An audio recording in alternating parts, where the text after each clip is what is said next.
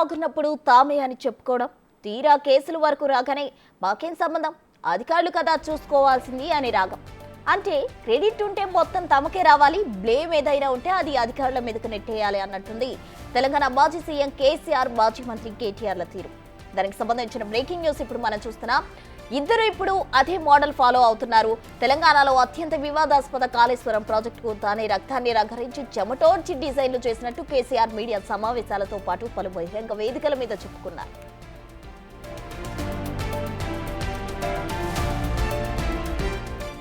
కాళేశ్వరం ప్రాజెక్టులో భాగంగా కట్టిన బ్యారేజ్లు కొన్ని ఎప్పుడైతే పనికి రాకుండా పోయాయో అప్పుడు ఆయన రివర్స్ గేర్ వేశారు. డిజైన్లన్నీ ఇంజనీర్లు చూసుకుంటారు అని, వాటితో తనకేం సంబంధం అంటూ ప్లేట్ ఫిరాయించారు.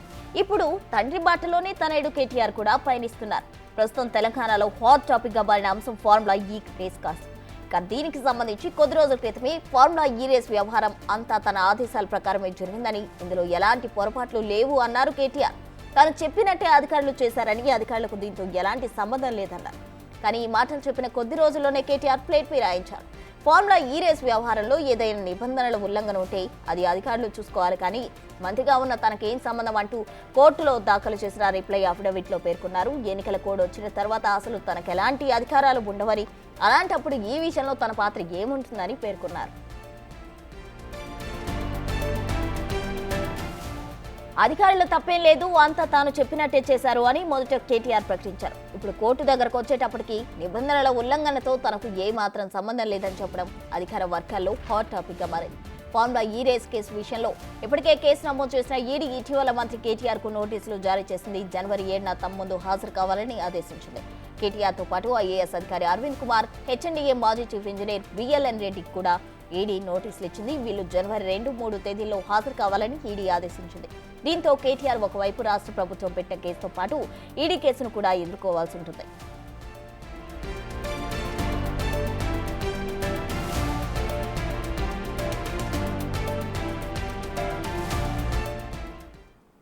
అటు కాళేశ్వరంకు సంబంధించి కేసీఆర్, ఇటు ఫార్ములా ఈ రేస్ కు సంబంధించి కేసీఆర్ తండ్రి కొడుకులు ఇద్దరు కలిసి ప్లేట్లు ఫిరాయిస్తున్నారు. దీనికి సంబంధించి పూర్తి వివరాలు అందించేందుకు మా ప్రతినిధి రాణా ప్రతాప్ సిద్ధంగా ఉన్నారు. రాణా,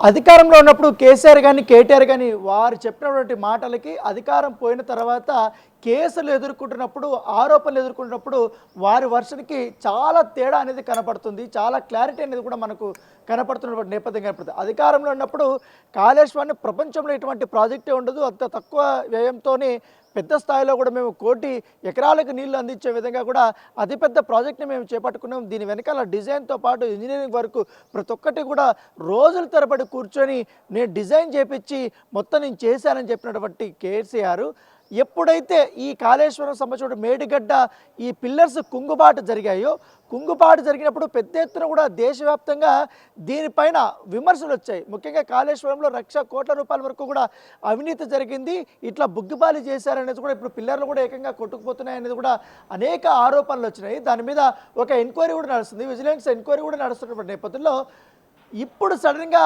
కేసీఆర్ మాత్రం అప్పుడు ప్రెస్ మీట్ పెట్టి నాకేం సంబంధం అయ్యా, అంతా కూడా ఇంజనీర్లు చూసుకుంటారు, అది ఇంజనీర్ వరకు మేము మాత్రం ఆదేశాలు మాత్రమే ఇస్తామనేది కూడా అప్పుడు మొత్తం నెపమంతా తప్పంతా కూడా అధికారుల మీద వేసి ఇప్పుడు అధికారులందరూ కూడా పాపము ఎంక్వైరీలు ఎదుర్కొంటారు.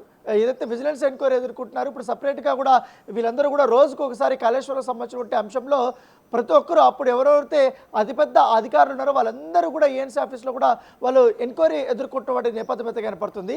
అది ఓ పక్క ఉన్నప్పుడు ఇప్పుడు మరొక తాజాగా గత 3 నెలల నుంచి కూడా చూస్తున్నాం మనం, ఈ కార్ రేసింగ్ సంబంధించిన వ్యవహారంలో ఎవరి పర్మిషన్ లేకుండా ఆల్రెడీ డబ్బులు ఇతర కంపెనీలకు ఈఎఫ్ఓకి చేసినప్పుడు, దాని గురించి రాష్ట్ర ప్రభుత్వం ఆరోపణలు చేసినప్పుడు మొత్తం నేనే చేశాను, అధికారులకు ఆదేశాలు కూడా ఇచ్చింది నేనే, దీనివల్ల మొత్తం హైదరాబాద్ యొక్క బ్రాండ్ బాగా పెరిగిపోతుంది.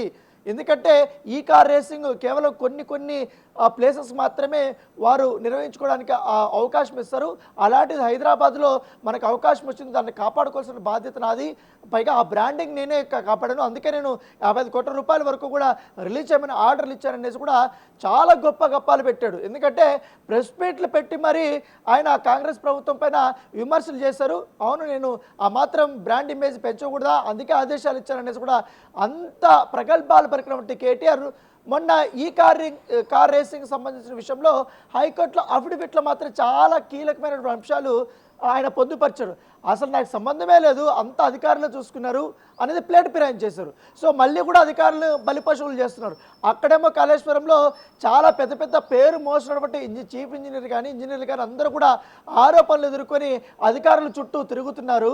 దాంతోపాటు వాళ్ళ ఉద్యోగాలు ఉంటాయా లేదా అనేది కూడా కేసులు పాలవుతూ వాళ్ళు చాలా ఇబ్బందులు పడుతుంటే భయపడుతుంటే ఇక్కడ మాత్రం అరవింద్ కుమార్ని అలాగే ఇతర హెచ్ఎండిఏలో పనిచేసినటువంటి అధికారులందరినీ కూడా ఆయన పరంగా పెట్టి ఇప్పుడు తన మాత్రం తప్పించుకునే విధంగా కూడా ఇప్పుడు హైకోర్టులో ఈ రకమైనటువంటి అఫిడవిట్ వేయడం ఎందుకు కూడా చాలామంది కూడా మేధావులు, ఎందుకంటే తెలంగాణ మేధావులంతా కూడా విస్మయం వ్యక్తం చేస్తున్నారు. ఇదేంటి ఆయన చెప్పిన దానికి ఇక్కడ కోర్టులో ఆయన చెప్పిన దానికి ఏంటి ఇంత వ్యత్యాసం, ఏంటి రాజకీయాల్లో ఇంత దిగజారుడుతనం ఉంటుందా అనేది కూడా విమర్శలు చేస్తున్న నేపథ్యం పడుతుంది. ఎందుకంటే గతంలో కేసీఆర్ ఏ విధంగా అయితే మొత్తం అంతా కూడా సజావుగా ఉన్నప్పుడు మాత్రం దానికి ఏదైతే మంచి పేరు వచ్చిందనుకో ఆ మొత్తం పేరంతా క్రెడిట్ అంతా కూడా తమే కొట్టాలనుకుని మొత్తం మేమే చేసామా, మేము లేకపోతే ఏముంటుంది అని చెప్పినటువంటి కేసీఆర్ తర్వాత ఇబ్బందులు వచ్చిన తర్వాత మొత్తం నాకేముంటుంది, మన చేతుల్లో మనమేం అధికారులమా ఏంది, మనమంతా పాలించే వాళ్ళం కానీ మొత్తం ఇంప్లిమెంట్ చేయాల్సిందంతా కూడా అధికారులు కూడా వాళ్ళే చూసుకుంటారు అనేది ఆయన తన సన్నిహితుల వద్ద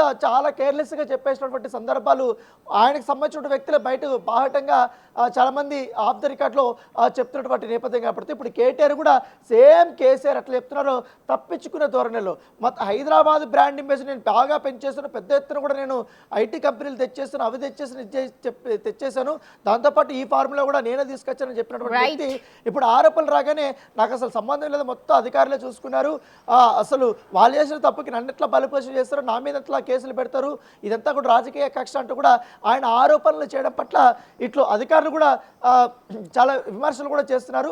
మీరు చేసినటువంటి తొందరపాటి నిర్ణయాల వల్ల మేము బలిపశులు అవుతున్నాం, మేము జాబులు పోగొట్టుకోవాల్సిన అవసరం ఉంది, మా కెరీర్లో ఇది పెద్ద మచ్చగా కాబోతుంది, దీనివల్ల మేము చాలా ఇబ్బందులు ఎదుర్కొంటాం, ఎన్క్వైరీలు ఎదుర్కొంటాం అనేసి కూడా వారు కూడా బాహాకాటంగానే చెప్తున్నటువంటి నేపథ్యం కాబడుతుంది. రైట్ అన్న, థ్యాంక్ యూ.